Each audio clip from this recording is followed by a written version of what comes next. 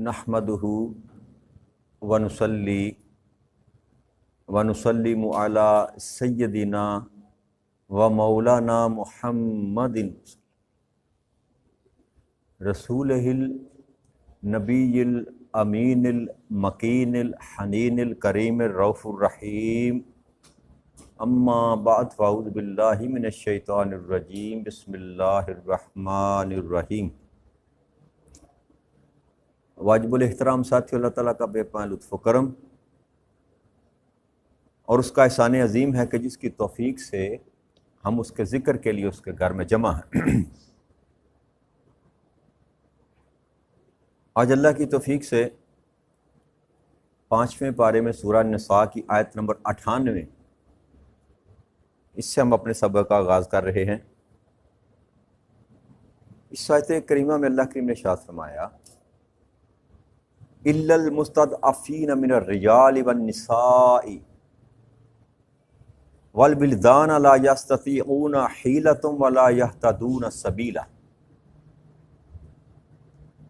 سوائے ان واقعی مجبور اور بے بس مردوں اور عورتوں اور بچوں کے جو نہ کسی تدبیر پر قدرت رکھتے ہیں اور نہ کوئی رستہ جانتے ہیں وہاں سے نکلنے کا۔ کل جس آیت کریمہ پر ہم نے گفتگو کی تھی اس میں اللہ کریم نے ایسے لوگوں کا حال بتایا جو ایمان لا چکے تھے لیکن دارالکفر میں رہتے تھے، یعنی کہ وہ مسلمان جو مکہ میں رہتے تھے مسلمان رہتے مکہ میں تھے اور مشرکین کے ساتھ اپنے معاملات کو سیدھا رکھنے کے لیے اپنے اسلام کا اظہار نہیں کرتے تھے۔ تو ایسے لوگوں کو اللہ نے فرمایا کہ تم جب ان کا موت کا وقت آیا تو فرشتے نے ان سے سوال کیا کہ تم نے کیوں اپنی جانوں پر ظلم کیا؟ تو وہ کہنے لگے کہ ہم زمین پر بے بس تھے، مجبور تھے، کمزور تھے۔ تو اس کا جواب اللہ کریم نے ان کو یہ دیا فرشتوں کی زبان سے کہ اللہ کی زمین فراخ نہ تھی، کھلی نہ تھی کہ کہیں اور چلے جاتے۔ تو کل ہم نے جو گفتگو کی تھی یہ کہ دارالحرب میں اگر انسان رہتا ہے یا دارالکفر میں رہتا ہے اور اس کا ایمان ہے اور ایمان بچانے کا اس کے پاس کوئی سبیل نہیں نکلتی تو اس کے لیے حکم یہ ہے کہ وہ ہجرت کر جائے، اس پر ہجرت فرض ہو جاتی ہے، واجب ہو جاتی ہے۔ یہ ہم نے کل گفتگو کی تھی۔ اسی بات کو رب کریم آگے بیان فرما رہے ہیں کہ سوائے ان لوگوں کے جو دارالکفر میں یا دارالحرب میں رہتے ہیں مگر حقیقتاً وہ بے بس ہیں، مرد ہوں، عورتیں ہوں یا بچے ہوں، حقیقتاً بے بس ہیں، کوئی تدبیر نہیں رکھ سکتے، کوئی قدرت نہیں رکھ سکتے، نکلنے کا کوئی رستہ نہیں جانتے، کہیں جانے کا تدبیر نہیں کر سکتے، یا ان کے پاس اسباب نہیں ہے کہ سفر کر سکے۔ المکثر یہ ہے کہ حقیقتاً وہ مجبور ہیں، چاہتے ہیں کہ اس عذاب سے جان چھوٹ جائے، ہم بھی اسی طرح آزادی کے ساتھ اپنے دین پر اللہ اور اللہ کے رسول کے بتائے ہوئے رستے پر زندگی بسر کریں علانیہ، لیکن حالات اس بات کی اجازت نہیں دیتے، ان کی طاقت اتنی نہیں ہے۔ تو اللہ نے فرمایا جو واقعتاً وہاں مجبور ہیں اور کوئی رستہ نہیں نکلنے کا جانتے، فَأُولَٰئِكَ عَسَى اللَّهُ أَن يَعْفَوْا عَنْهُمْ وَكَانَ اللَّهُ عَفُوًّا غَفُورًا۔ سو یہ وہ لوگ ہیں کہ یقیناً اللہ ان سے درگزر فرمائے گا اور اللہ بڑا معاف فرمانے والا اور بخشنے والا۔ تو یہاں اللہ کریم نے استثناء دیا۔ تو میں جو آپ کو بات بتاتا ہوں اور بتاتا چلا آ رہا ہوں کہ انسان کے جتنے بھی اعمال ہیں نا جو انسان کرتا ہے، ظاہری اعمال جتنے بھی انسان کرتا ہے، ان کا دار و مدار انسان کے باطن کے ساتھ ہوتا ہے، کہ جو انسان کے اندر بات ہے اللہ کریم جو ہے وہ اس کو دیکھتا ہے جو آپ کے اور میرے اندر ہے۔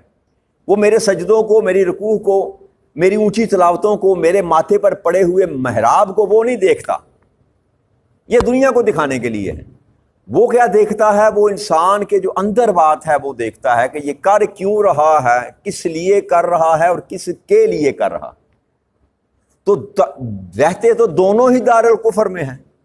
ایک وہ لوگ جو ہجرت کر سکتے تھے مگر اپنے مفادات کی خاطر انہوں نے ہجرت نہ کی اور وہاں پڑے رہے، اور پھر مسلمانوں کے مقابلے پر کفار کے لشکر کے ساتھ چلے بھی گئے اور وہاں مسلمانوں کے ہاتھوں سے قتل ہوئے۔ ایک طبقہ وہ تھا، ہے وہ کلمہ گو تھے، اسلام لا چکے تھے، اور ایک طبقہ وہ ہے کہ جو تھے مسلمان مگر ان کے دل میں تڑپ تھی وہاں سے نکلنے کی، لیکن مجبوریاں ایسی تھی کہ وہاں سے نکل نہیں سکتے تھے۔ تو اللہ کریم سے زیادہ انسان کے دل کا کوئی حال نہیں جانتا۔ تو اللہ نے فرمایا جو ایسے ہیں نا، جو حقیقت میں مجبور ہیں، ان کے لیے میرے پاس معافی ہے، میں ان کو درگزر کروں گا، ان کو درگزر کروں گا، اور بڑا ہی میں معاف فرمانے والا ہوں۔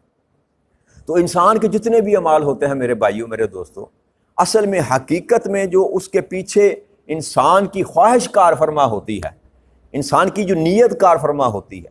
میں نماز کیوں پڑھتا ہوں؟ اس لیے کہ لوگ مجھے کہیں کہ نمازی ہے، یا میں نماز اس لیے پڑھتا ہوں کہ اللہ کا حکم ہے یا اللہ کے رسول کا حکم ہے۔ میں زکوٰۃ کیوں دیتا ہوں؟ اس لیے کہ اللہ کی طرف سے آرڈر آ چکا ہے مجھے، یا اس لیے کہ لوگ مجھے بڑا صحیح کہیں۔ الحاضر کیا جتنے بھی معاملات ہم کرتے ہیں، شو کرنے کے لیے، شو بازی کرنے کے لیے، دنیا سے واہ واہ سمیٹنے کے لیے انسان عمل کرتا ہے، تو اس کا اجر رب کریم کے پاس بھی چٹا جواب ملے گا قیامت کے بعد۔ اللہ کہے گا جو تو نے چاہا میں نے تجھ کو لٹا دیا، دنیا میں دے دیا۔ تو عزت چاہتا تھا دے دی، تو شہرت چاہتا تھا دے دیا، تو مال چاہتا تھا میں نے دے دیا، اب میرے پاس تیرے لیے، کیونکہ تو نے آگے مجھے بھیجا ہی کچھ نہیں، تو نے جو بھی سودا کیا دنیا کے لیے کیا، تو دنیا میں نے تجھ کو دے دی۔ اور دوسرا طبقہ وہ کہ جو سودا اللہ کے ساتھ آخرت کے لیے کرتا ہے۔ بھائی نماز تو دونوں پڑھتے ہیں، ایک ظاہراً نماز پڑھتا ہے لوگوں کو دکھانے کے لیے، ایک فقط اپنے رب کو راضی کرنے کے لیے نماز پڑھتا ہے۔ تو نمازی تو دونوں ہی ایک ہی صف میں کھڑے ہو کر پڑھ رہے ہیں، لیکن دونوں کے اجر میں فرق ہوگا۔ ایک کو اللہ کریم دنیا میں نواز دے گا، دنیا دے دے گا اس کو، کیونکہ وہ دنیا کا طلب ہے، دنیا سے محبت کرنے والا ہے، اور دنیا کو دکھانے کے لیے نماز پڑھتا ہے کہ لوگ کہیں، کیا کہیں گے، یار سلام داڑھی رکھی اور نماز نہیں پڑھتا، جی عمرہ کر کے آیا یار نماز نہیں پڑھتا۔ یہ فیشن ہے نا ہمارے عمرے کرنے کا، ماشاء اللہ نے مال دیا ہے تو ہر سال جا کے نا عمرہ 10 دن کھڑکا کے آنا، سعودی عرب جانا، مال ہے، رکاوٹ کوئی نہیں ہے۔ لیکن اگر عمرہ کرنے کے بعد بھی اور الحاج لکھانے کے بعد بھی، ایسے بدبخت بھی ہیں اس دھرتی پر، الحاج لکھایا ہوا ناموں کے ساتھ، لیکن کبھی مسجد میں آ کر سجدہ کرنے کی توفیق نہیں ہوتی، تو یہ بدبختی کا سودا ہے۔ تو اللہ تو جانتا ہے، اللہ تو جانتا ہے کہ یہ کیا کر رہا ہے، کیوں کر رہا ہے، کس کے لیے کر رہا ہے۔ تو یہ اعمال کا دار و مدار جو ہے نیتوں پر ہے، اس لیے نیت خالص ہونی چاہیے انسان کی، اور نیت پر ہی میں آپ سے زور دیتا ہوں کہ اپنی نیتوں کو درست کریں، جو بھی کام کریں اس کو اللہ کے لیے کریں، تھوڑا کریں یا زیادہ کریں، اس سے کوئی فرق اللہ کے ہاں کوانٹٹی نہیں دیکھی جاتی، مقدار نہیں دیکھی جاتی کہ 100 رکعت نماز اس نے پڑھی ہے، نہ، اللہ کے ہاں کوالٹی دیکھی جاتی، معیار دیکھا جاتا ہے، خالصیت دیکھی جاتی ہے۔ بھلے اس نے 2 رکعت نماز ہی پڑھی، لیکن پڑھی خالص اللہ کے لیے، اللہ کو راضی کرنے کے لیے، تو وہ کئی ہزار رکعتوں پر باری ہیں جو محض اپنی رسم پوری کرنے کے لیے۔ تو ہم تو اللہ ماشاءاللہ رسومات کے عادی ہو چکے ہیں، رسمیں بڑے شوق سے ادا کرتے ہیں، مذہبی رسومات بڑے شوق سے ادا کرتے ہیں، لیکن جو اصل ہے، جو اساس ہے، جو روح ہے دین کی، اس سے نابلد ہے۔ اس سے نماز کا مقصد کیا تھا؟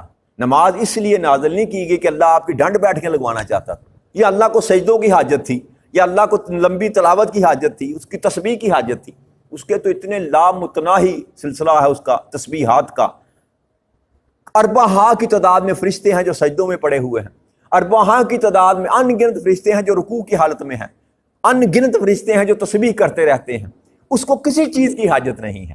یہ جو آپ کو اور مجھے بلا کر مسجد میں اکٹھا کھڑا کیا اور کہا کہ میرے سامنے عز و نیازی کے ساتھ جھکا کرو، اس کے پیچھے جو بات تھی اس کو ہم بھولے بیٹھے ہیں، اس حقیقت کو بھولے بیٹھے ہیں، ماذ رسم پوری کر رہے ہیں۔ اور یہ سارے معاملات ہماری زندگی میں اسی طرح ہیں، آپ کے جتنے معاشرتی معاملات ہیں، آپ غور کرتے چلے جائیے نا، اگر خود ہی آنکھیں بند کر کے موازنہ کریں، میرے گھر میں جو معاملات چلتے ہیں، کیا وہ رسمن میں پورا نہیں کر رہا؟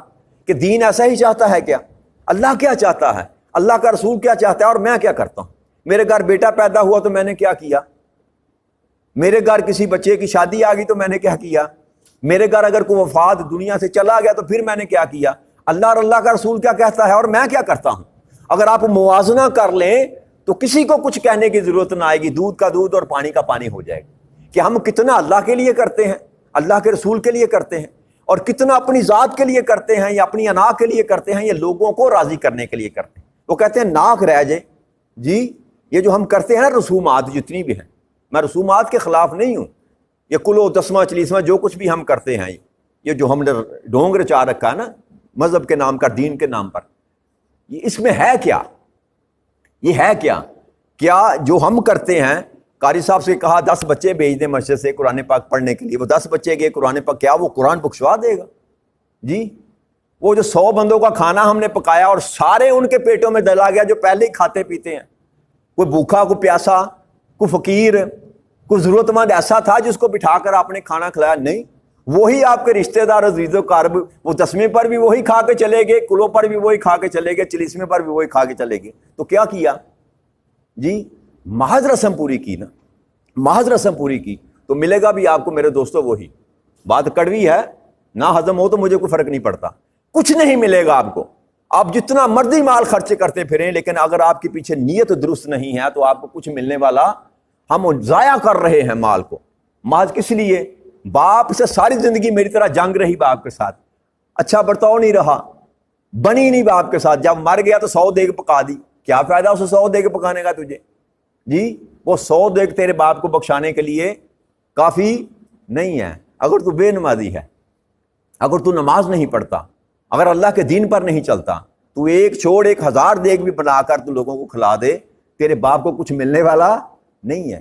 اور اگر تو فقط کھڑے ہو کر مصلی پر کہتا ہے نا ربنا اغفر لی والی والدیّ، اے میرے مولا میرے ماں باپ کو بخش دے، تیرے لیے یہی کافی ہے، نہ ہنگ لگے، نہ پھٹکڑی اور رنگ چوکھا، نہ پیسہ خرچ ہوا، نہ دیگیں پکانی پڑی، کچھ بھی کرنا نہ پڑا، آپ کو کوئی تردد نہیں کرنا پڑا، کسی سے علامہ صاحب کو بلا کے 1.5 گھنٹے کی سپیچ کروانے کی ضرورت ہے۔ اس طرح اگر ماں باپ بخشوائے جانا ہو جاتے تو پھر مال والوں کے سارے ماں باپ بخش جاتے، اور غریب تو مارا گیا، غریب مسکین ہے جس کے پاس پیسے نہیں ہیں، جو کلو کا بندوبست نہیں کر سکتا، جو بڑے علامہ صاحب کو بلا کر دعا نہیں کرا سکتا، تو اس کا مطلب ہے اس کا ماں یا باپ تو وہ تو گیا جہنم میں سیدھا ہمارے عقیدے کے مطابق۔ تو جو مالدار ہے 1000 بندے کا کھانا پکاتا ہے، بڑے علامہ صاحب کو بلاتا ہے، وہ فضائل بیان کرتے ہیں، 200 قرآن، 400 یاسین، 1,00,000 درود پاک ماں باپ کو بخش دیا، تو اس کا مطلب ہے جو پیسے والا ہے اس کے ماں باپ تو بونس میں جنت میں چلے گئے نا جی۔ ایسا نہیں ہے، ہم نے دین کا مذاق بنا رکھا ہے، دین کا مذاق بنا رکھا ہے، یہ دین نہیں ہے، یہ محض رسمیں ہیں، معاشرتی رسمیں ہیں جن کو ہم نے دین کا لبادہ بنا دیا ہے، اور ہماری ضرورت بن گئی ہے۔ اب کوئی روکنے والا بھی نہیں ہے، اب کو منع کرنے کی ضرورت بھی نہیں کرتا، اور کوئی اس کے خلاف مزاحمت کرنے کی ضرورت بھی نہیں کرتا، کیونکہ لوگ کیا کہیں گے۔ تو ایک طرف اللہ ہے، ایک طرف اللہ ہے، اور ایک طرف دنیا ہے، تو فیصلہ اللہ کریم نے آپ کے ہاتھ میں دے دیا، میرے ہاتھ میں دے دیا کہ اب تم کرنا کیا چاہتے ہو، مجھے راضی کرنے چاہتے ہو، دنیا کو راضی کرنا چاہتے ہو۔ اور اللہ وہ ذات ہے جو آپ کے اور میرے دل کی اندر کی بات کو جانتا ہے، اس لیے اللہ نے فرمایا جو یقیناً مجبور ہے، جو ہر معاملے میں، یاد رکھیے گا ہر معاملے میں، یہ فقط ہجرت کی بات نہیں، دنیا کے معاملات میں بھی اگر آپ مجبور ہیں، مقہور ہیں، کسی ظالم کے سامنے کھڑے ہو کر بات نہیں کر سکتے، اللہ کے دین کے لیے خدمت نہیں کر سکتے کسی بھی مجبوری کے تحت، اور واقعتاً آپ مجبور ہیں کسی بھی عمل میں، شریعت کے کسی بھی عمل میں اگر واقعتاً آپ مجبور ہیں، کرنا چاہتے ہیں لیکن آپ کے پاس اسباب نہیں ہے، تو یاد رکھیے اللہ کہتا ہے ایسوں کو میں معاف کر دوں گا، ایسوں کو، جس کے پاس مال ہے اور خرچ نہیں کرتا اس کو معافی نہیں ملے گی، جس کے پاس مال نہیں ہے وہ خرچ کرنا چاہتا ہے جی، اس کو ایک تو درگزر بھی اللہ کرے گا اور اوپر سے اس کو نوازے گا بھی، اس نیت کے سبب سے جو اس نے کی تھی کہ مولا اگر میرے پاس ہوتا تو میں بھی خرچ کرتا۔ تو اصل جو چیز ہے انسان کے کام آنے والی، وہ اعمال سے زیادہ نیت ہے، انما الاعمال بالنیات، جتنے بھی آپ عمل کرتے ہیں اس کے پیچھے انسان کی نیت کار فرما ہے، تو نیت کو درست کریں گے تو اللہ کریم سے زیادہ دلوں کا بھید کوئی جاننے والا نہیں ہے، لہذا اپنے اعمال پر تو فکر کرنی ہے، ضرورت ہے فوکس ضرور کریں، اعمال کے اندر جو اس کی روح ہے نا، جو نیت ہے نا، اس پر زیادہ فوکس کریں۔ جو بھی عمل کرتے ہیں میرے دوستو بھائیو، اللہ کے لیے کریں، کوئی دنیا میں کوئی آپ سے راضی ہوتا ہے یا نہ ہو، دنیا میں کوئی آپ کا بچتا ہے نہ بچے، سارے کا سارا زمانہ آپ کو چھوڑ کر چلا جائے، اگر رب کے ساتھ آپ کا تعلق ٹھیک ہے تو یہ بھی سودا گھاٹے کا نہیں ہے۔ اور اگر ساری کائنات کے انسان آپ کے دوست بن جائیں، آپ کے ساتھی بن جائیں، اور فقط ایک اللہ اور اللہ کا رسول آپ سے ناراض ہو جائے، تو اس سے بڑا گھاٹے کا سودا نہیں ہے۔ تو بات تو کھلی ہے، اس میں کوئی چھپی ہوئی ایسی بات، اللہ نے فرمایا جب میرے پاس آؤ گے لا ولی ولا نصیر، نہ کوئی تمہارا دوست ہوگا نہ کوئی تمہارا ساتھی ہو۔ تو جو جہاں تمہارے کسی کام آنے والا نہیں میرے بھائی، اس کی فکر کرنے کی ضرورت کیا ہے؟ جو قبر تک چھوڑ کر جائیں گے آپ، اس کے بعد کبھی کوئی گیا؟ آپ جائیں نا قبرستان میں جائیں، دیکھیں جا کر کتنی قبریں ہیں جن کے وارث ہی کوئی نہیں، پتہ ہی نہیں کس کی ہیں جی۔